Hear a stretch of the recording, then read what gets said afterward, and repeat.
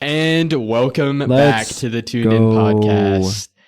Andrew and Braden here. Yes, This is episode sir. 30, and we're having a good weekend. How have you been? Man, it has been a great weekend. The weather's so nice. I always talk about the weather, but it just makes you happy when the sun's out.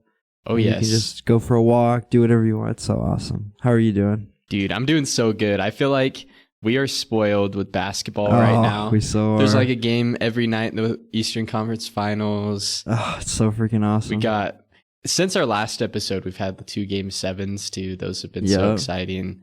Just loving life. Loving life. And if you're listening to this podcast today, you're probably loving life. Oh, yeah.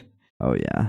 Yeah, it's awesome. The NBA has really turned into like a year-round thing. I feel like the draft is just so like there's so much attention and drama always, and off season, and oh man, this is the best league in the world in my opinion. It's awesome.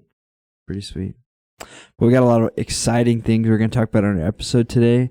Not much Jazz news, but we have some Jazz trade rumors that we're going to discuss. We're going to talk about the All-NBA teams, defensive teams, and all-rookie teams, which may or may not include some Jazz people. And then we're going to talk about the NBA playoffs. Things are heating up in the conference finals in the East and West. And then we're going to talk about a couple other small pieces of NBA news. And then we'll close it out by talking about NCAA 25. The reveal happened this week. So we're looking forward to a great episode today. Yes, sir.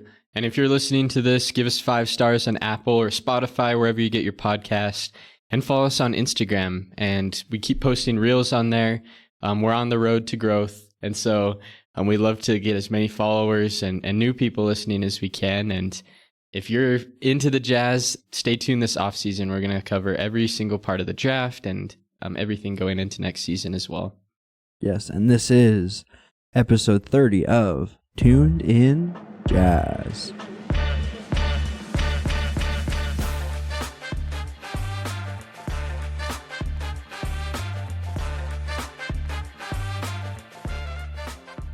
Well, we have a couple bits of news today. Let's go. Let's start with one that just kind of came out randomly this week. Some trade rumors from earlier this year involving the Jazz. Do you want to break this down for us? Yeah. So apparently there was a rumor, I believe it was reported by KSL's Ben Anderson, who made the claim on the Jazz Note podcast that around the trade deadline, the Jazz had a possible deal with the Atlanta Hawks for DeJounte Murray that included Keyonte George, which is why the Jazz said no. Recently, after he said that, DeJounte Murray tweeted, "Don't believe everything you see on the dumb internet." So, kind of an interesting comment. I don't know. What do you think? Do you think he's telling the truth? What are your thoughts on this possible news? I mean, I think whether it's true or not doesn't really matter because nothing happened. But I'm glad the Jazz would decline this if it is true. Yeah. Because we don't even know. Because Keyonte ended up looking real good the rest of the season. Oh, yeah. So did DeJounte, but I think Keyonte has and their names rhyme. Holy cow. I didn't even realize. Keyonte and DeJounte. Yeah. That would have been a fun trade. But yeah, I'm glad they didn't do it. Whether or not it was true or not, I don't really think matters too much to me. No, yeah. I totally agree. I would take DeJounte Murray. I think in the future he could still be a great piece for us. But for Keyonte, I agree. I think Keontae's got much more upside as of right now. Also, you're right. It really doesn't matter if it's true, but also, like, how would DeJounte Murray know if it was true or not? Like, half the time those players don't even know what the trade talks are. So a lot of them don't know they're traded until we know they're traded. Until it happens, or at the same time, yeah. So it's just funny. I do understand his point, though. Like, I know Donovan Mitchell recently tweeted, so I think we talked about it last week, something similar where just all these rumors happening and them like not knowing anything about these rumors. So it's kind of a weird age we live in the NBA, I think. Yeah, definitely. And I guess speaking of Keyonte, he was on one of those all NBA rookie teams. He was not the one he should have been, but that's fair. But yeah, he made the second team. Yes. It's debatable if he could have made the first, but he didn't get enough votes, but Yes. I'm happy he's on a team because I think there was a chance that he may not have made it at all. Yeah. And so the fact that he's on the second team is good enough for me. I don't think anybody goes back in 10 years down the road and says like, oh, Keyonte, he only made all rookie second team. Like, oh, he's probably not that good. Yeah. So, I mean, it really doesn't matter, but he made one. So, yeah. I mean, you look at other Jazz notable rookies, nobody's talking about Donovan Mitchell losing to Ben Simmons at this point. Rookie of the year, right? Yeah. Now we know who's better, but I don't even think people remember Ben Simmons was rookie of the year at this point. No. Interestingly enough, I just looked at the voting for all NBA team, and Keyonte was literally in third place out of the first team. Like, there was 2 more second team players that got more votes, which is kind of crazy. I didn't realize that, but I'm surprised how high Derek Lively is on there. yeah, Probably because he's still in the playoffs. He has been playing really well. So. Yeah, he's looked. I always wonder why they do voting during the playoffs, because I feel like it would be hard to be objective and leave the playoffs out of it. But, yeah, that's really interesting. Looking at the stats, though, I mean, Keyonte's up there with a lot of these guys. I think he's like third in points in most of at least the wings, the front court guys. Yeah, he's 13 points a game is pretty good for a rookie. And as we're kind of comparing some of his peers, he's got a really good free throw too, 84%. Yeah. It's like one of the highest. Yeah, that's the best one. But I do understand Brandon Miller being on the first team. He had an amazing year, and he's on the Hornets, so he gets a lot of opportunity. Yeah. The guy that I feel like maybe Keyonte could have made it over is Brandon Pajimski. Yeah. I know his team was better. He's a good shooter. I don't know. I think Keyonte has a case against him. Yeah. Oh, absolutely. I will say I'm happy for Pajimski. Like, I remember watching him last year in the WCC. Was it Santa Clara who he played for, I believe? That sounds right. He was one of the guys who BYU played pretty frequently. I'm happy for him that he's found a spot. 9 points, 5 rebounds, 3 assists a game. That's like a solid role player right there. But I agree with you. I think really in most of the stats, he's only marginally better. Keyonte has more points and more assists per game, which I think those you are could important argue stats. the most important almost, yeah. So, I mean, maybe if Keyonte played for the Golden State Warriors, so he would have gotten a little more love. I don't know, but yeah, I mean, you could also argue Scoot Henderson could have made it somewhere. Yeah, he actually had more points and assists than Keyonte too. He had 14 and 5. So yeah, but he is on the Portland Trailblazers, and he did have some stinkers this year, for sure. I wonder what the I can't remember what the requirements are. It looks like Scoot played 62 games.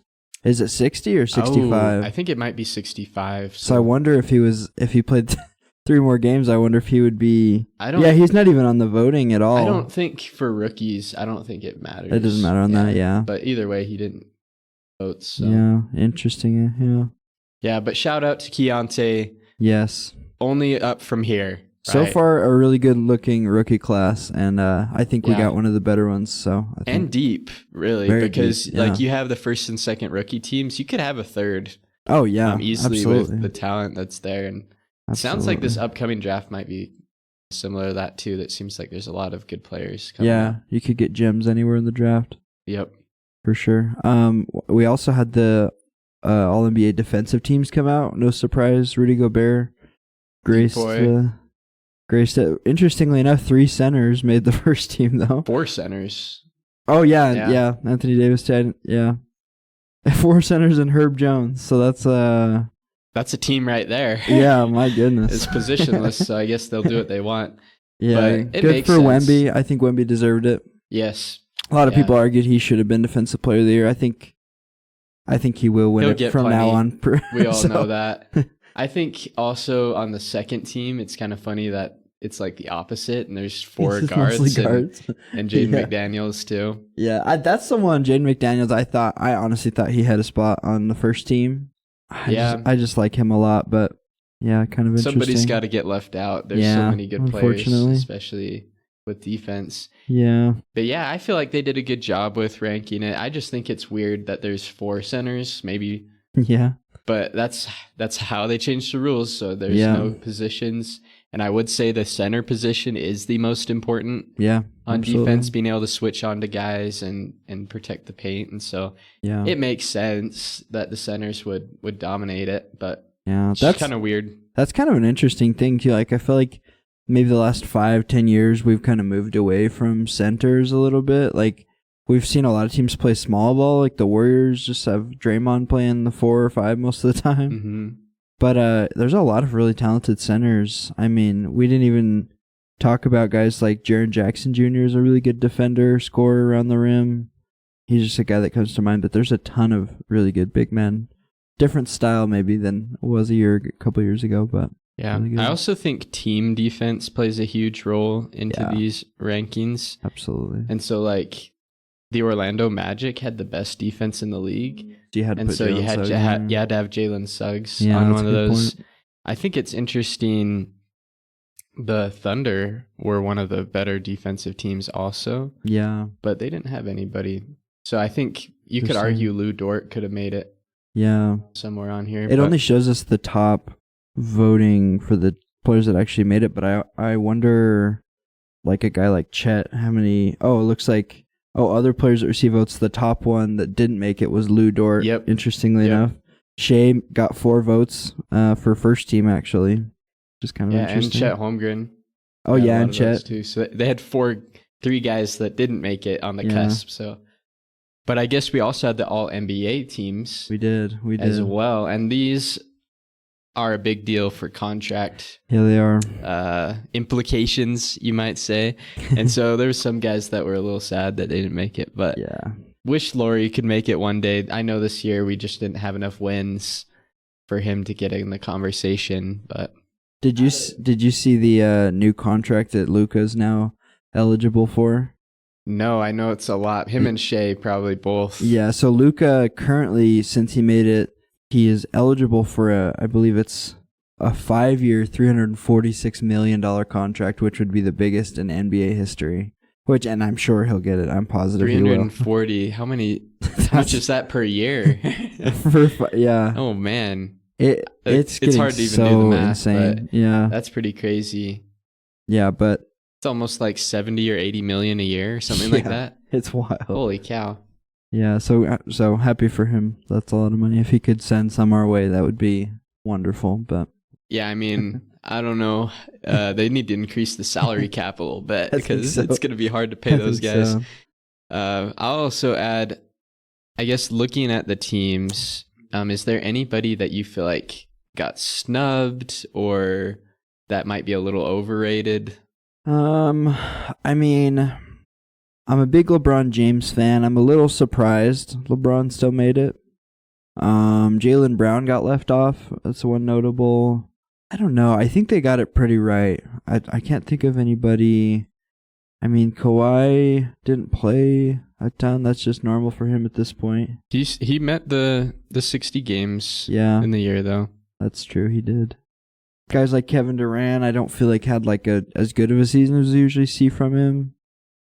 I don't know. It's funny with some of these older guys like Steph and Bron and KD. Like they're all still great players, but like where are they? Maybe Steph not as much as KD and LeBron, but it's kind of interesting. They're kind of up there because of who they are, and I totally respect it. But it's interesting. Is there anybody you see got left off? I think you could make the argument for Tyrese Maxey, maybe on the good third point. team. That's a good point. I think maybe Halliburton or Booker, one of those Yeah. guys would be the ones that I'd put him in for. That's true. But obviously they had great years too.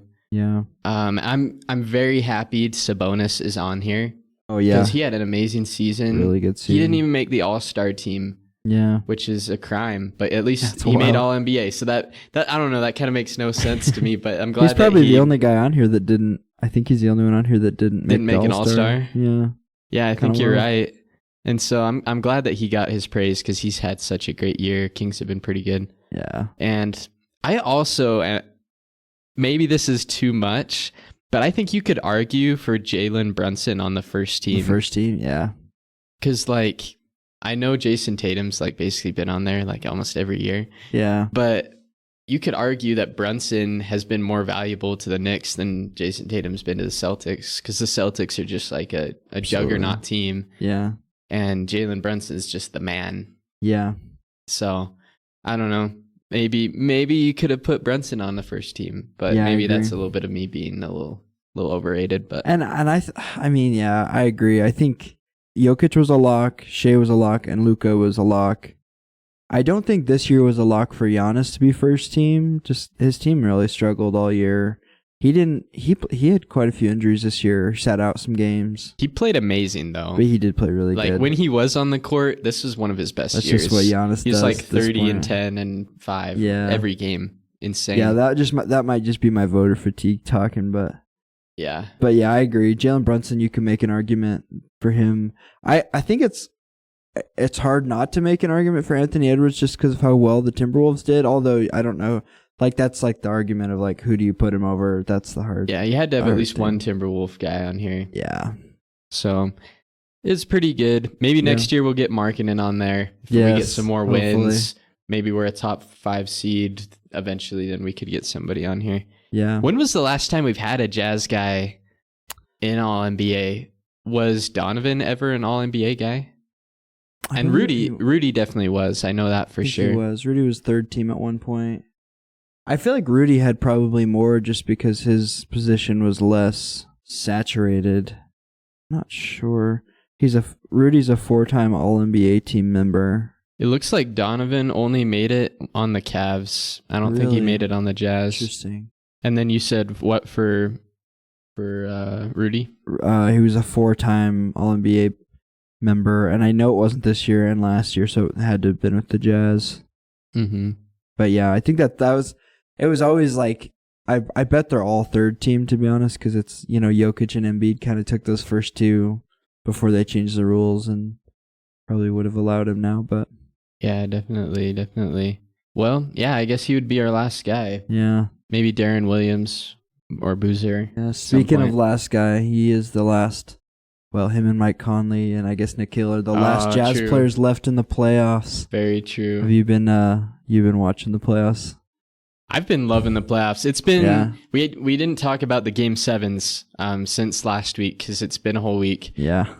Loved game 7. That game was sweet. Especially the Nuggets Timberwolves. Yeah. I don't know if fans realize how great this is for the game. Like, it's very rare that you'll have a game 7 with a 20-point comeback. Yeah. I think this is the only time that's ever happened. Yeah.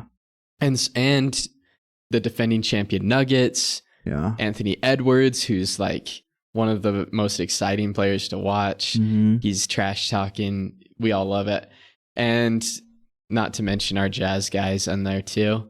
And so I don't know. I think we got spoiled with that series. It was so good. I wish there was a couple of those games that were closer and not blowouts, but the game 7 was everything you could want. Yeah, it's interesting. I've heard them say a couple times on broadcast that it's the 4th year in a row where the defending champ has lost. Not made it back to the finals. Yeah, we've got a new champion every year. And I think that's just a testament to how like balanced the NBA is right now. Well, maybe not to an extent. Maybe not in the East, but in the West, it's very like the talent is very spread out. It's not like there's not one team that's dominating, which I think is really awesome.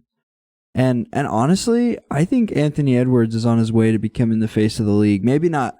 Hey, if he wins the championship this year, call it. Just like maybe not even talent wise, but just aura wise, like he's he's got that vibe where you're just like, dude, I want to root for this. This guy's sweet, Mm-hmm. You gonna go buy his jersey? Dude, I'm tempted, dude. I'm getting pretty close to buying me a Wolves jersey, dude. I've been rooting for these guys. I'm already calling it. I think Wemby's gonna be the face of the league. You think so? Yeah. Oh, that's a good point. I would go buy a Wemby jersey. Yeah, but hopefully it's not Chet. I don't like Chet. So, but that's that's fair. That's fair. Well, I guess while we're talking about the Wolves, they played game 1, right? Game 1 already. Game 2. Yeah, they took an L.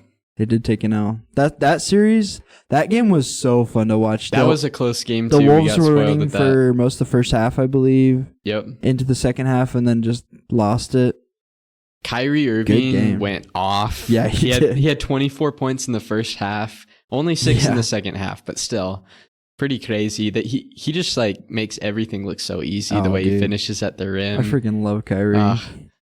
I was a little disappointed by Rudy and Kat. I thought they could be better. They could be better defensively, Yeah. kind of taking away those lobs and things. So hopefully they tighten that up in game 2. Yeah, I agree. I think, yeah, especially when you got guys like Gafford and Lively. Like, I think those guys are really good NBA players. They play their role, but against Gobert and Cat, like you got to play better than that. Both those guys aren't going to play at the same time, so the 4 is going to be like PJ Washington or Derek Jones or something like that. You got to dominate your 2 bigs when they're both out there. I feel like they did a lot of pick and roll with Cat as the ball handler and Rudy as the screener, and that was pretty successful when they did it, because the matchups are just a nightmare for most teams. And so I hope that they maybe keep going to that if it's working. And I think just really keying in on like those lobs at the rim. And I don't know about Anthony Edwards' defense on Kyrie. Maybe he can get a little bit tighter on that he too. was gassed at the end of the game. Like he looked like he might have been hurt too. I hope not. He might have been, yeah. It was interesting. I think like Jaden McDaniels played really well offensively at least.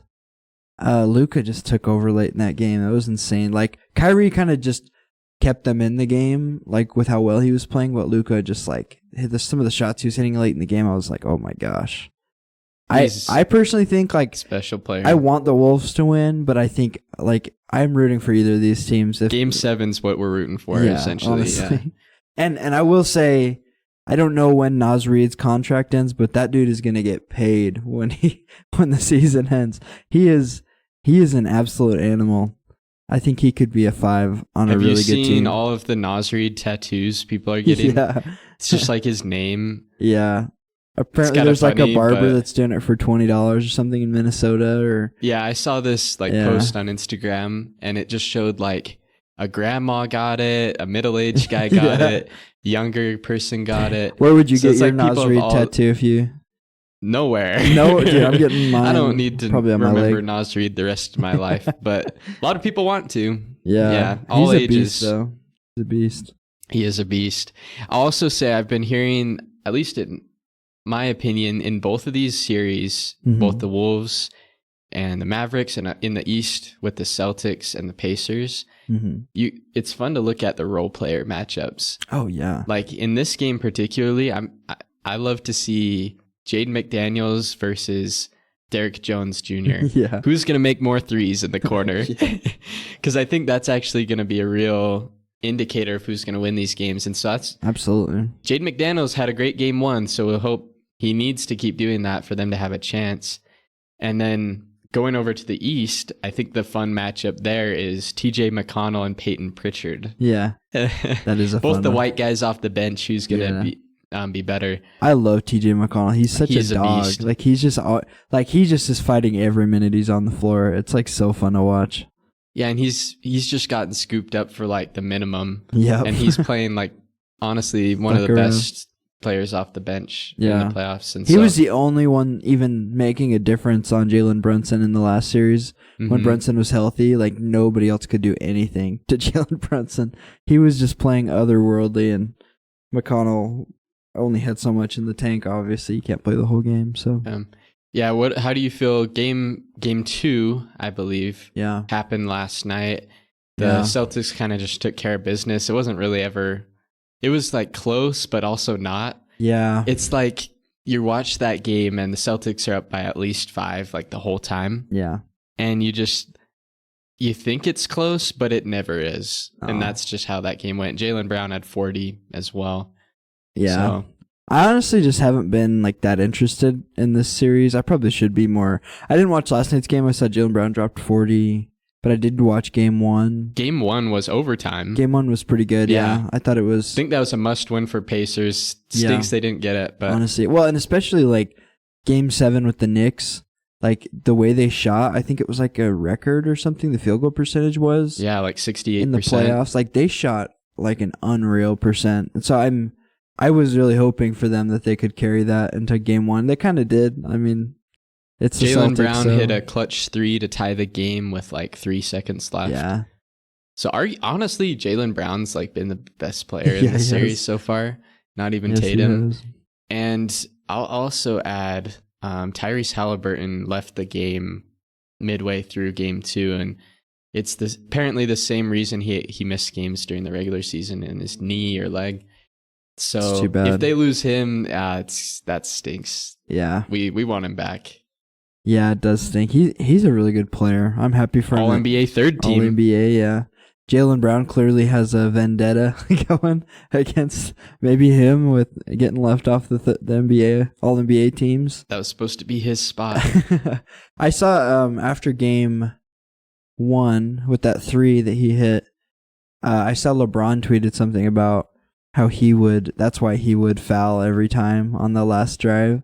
Yeah. Which is kind of an interesting strategy. I think we saw that in the game last night as well with Mike Conley got fouled at the end of the game. Well, he almost made the shot. And he almost it made almost the was shot. a 4-point play. So that was kind of dangerous. Bad. They needed to foul him a little bit earlier. Yeah. But fouling him earlier, you only give him a chance to score 2 points instead of 3, which is huge. Frustrating for fans. I think it's kind of a dumb, like it's stupid, like that's kind of playing the rules, but I also get it. If you're trying to win, you're trying to win.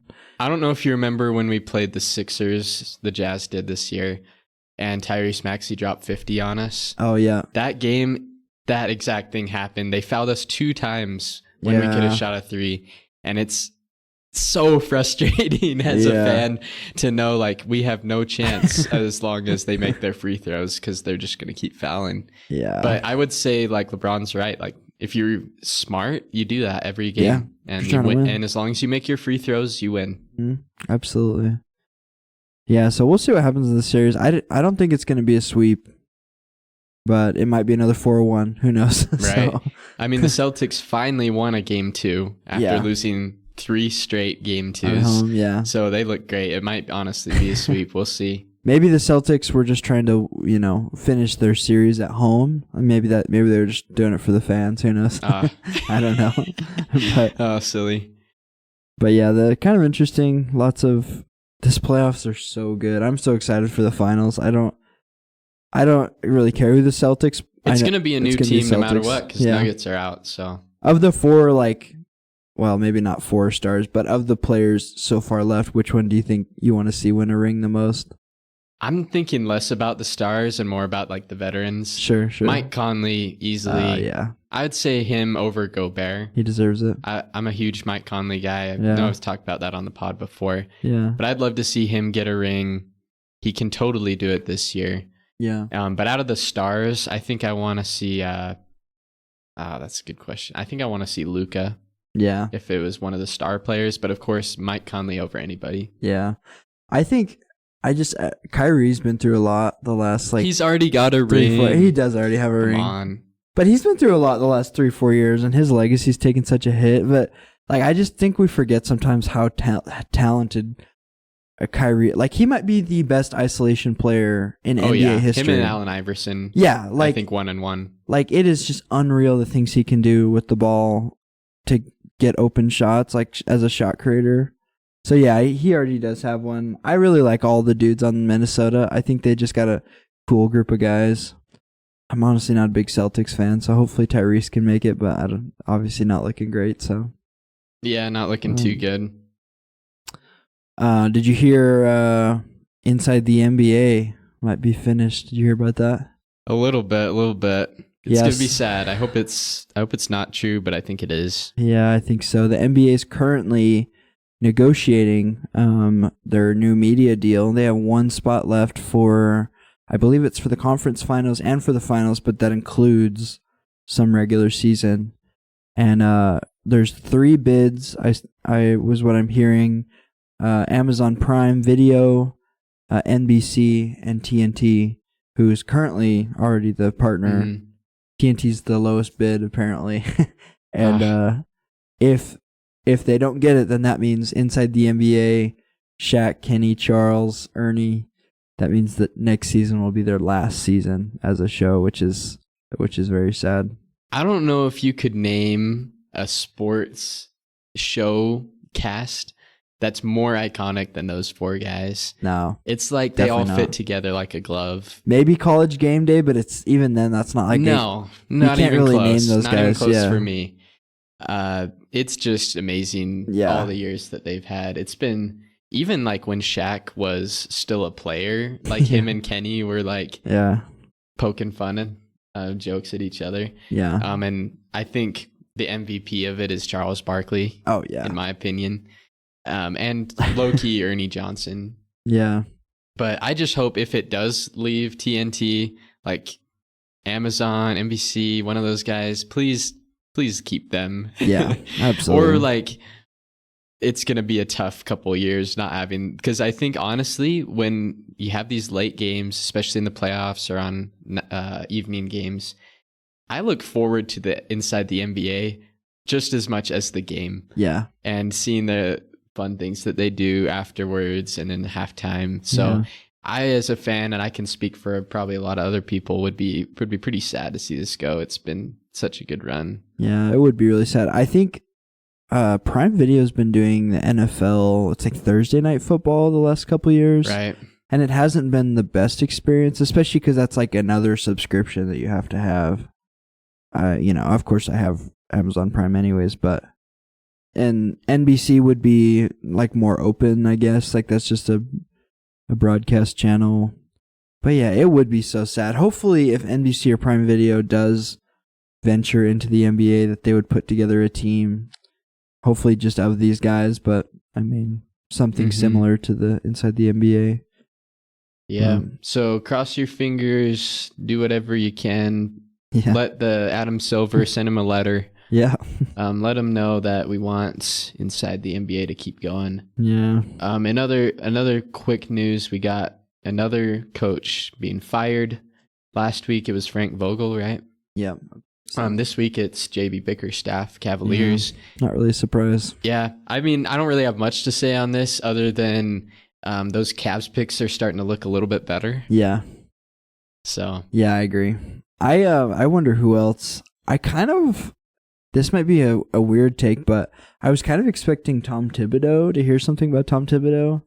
He's locked up in New York. They love him.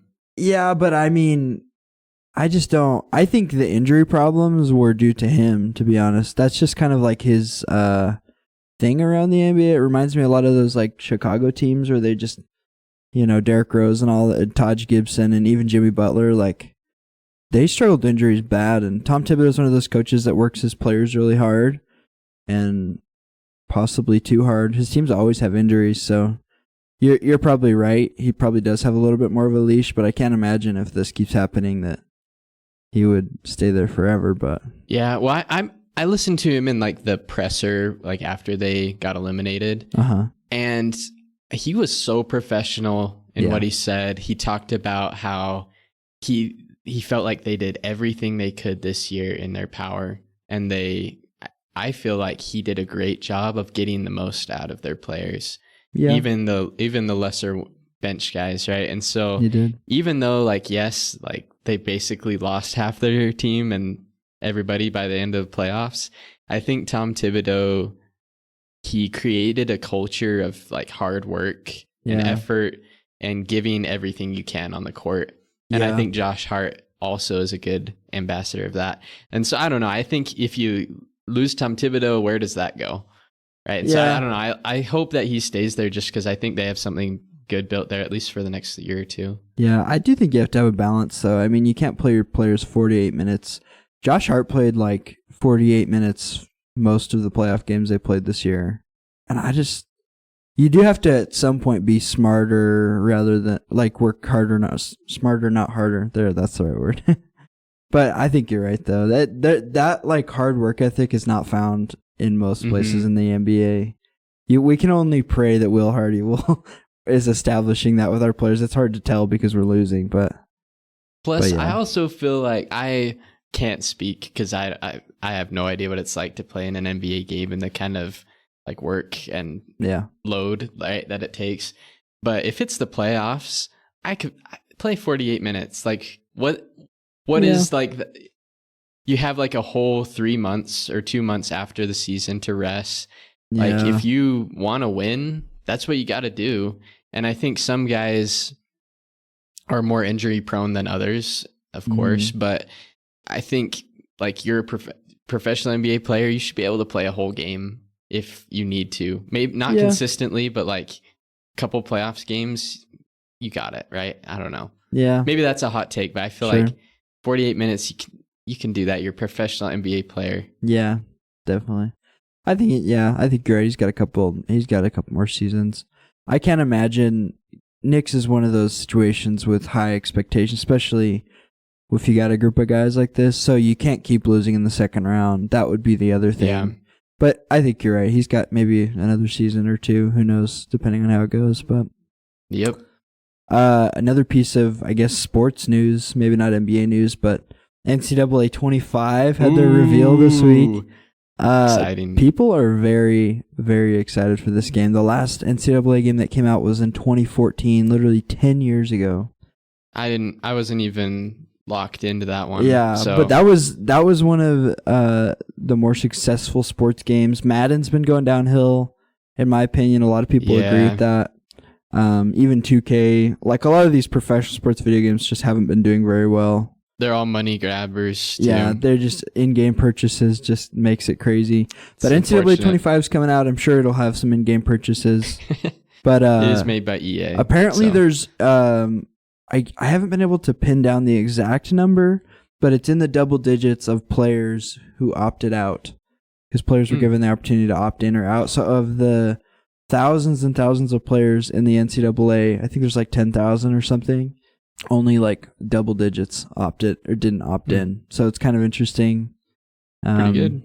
The gameplay looks really good. If you haven't had a chance to look at it, go look at their Twitter, or you can find it on YouTube. Yeah, I know this is going to be a fun summer thing to do with your friends. Oh yeah. I think they're also selling it in like a bundle with Madden 25. Yeah. I don't know if I just need Yeah. the college football one. Honestly. Yeah, if I'm playing NCAA, I don't know if I'm gonna play Madden. I don't know if I need both, but Yeah. I'm so excited. Hopefully it's like actually not a money grab and there's like great gameplay and game modes and everything, but we'll see. Yes, I look forward to rebuilding. I think East Carolina is the team I'm going with this year, so shoot, they not got good BYU. jerseys. I mean, Might do a BYU one real quick. And yeah, then I love switch. BYU. It's not as fun rebuilding BYU because BYU is not that far from being good. Yeah. It's a little you want bit to of a take like rebuild, a but Division II team yeah, or like you want a to build a powerhouse, yeah. outside the Power 5, yeah. So kind of fun. That's coming out. Thank you so much for joining us on our episode today. Unfortunately, not much Jazz news, or maybe fortunately, I don't know, depending on who you ask. But we're grateful that you joined us. Thank you for spending your time listening to our sports takes and conversations, and we hope that you and your family are safe and healthy. Yes, and stay tuned as we prepare for the draft, and we'll catch you next week. Peace. Take care.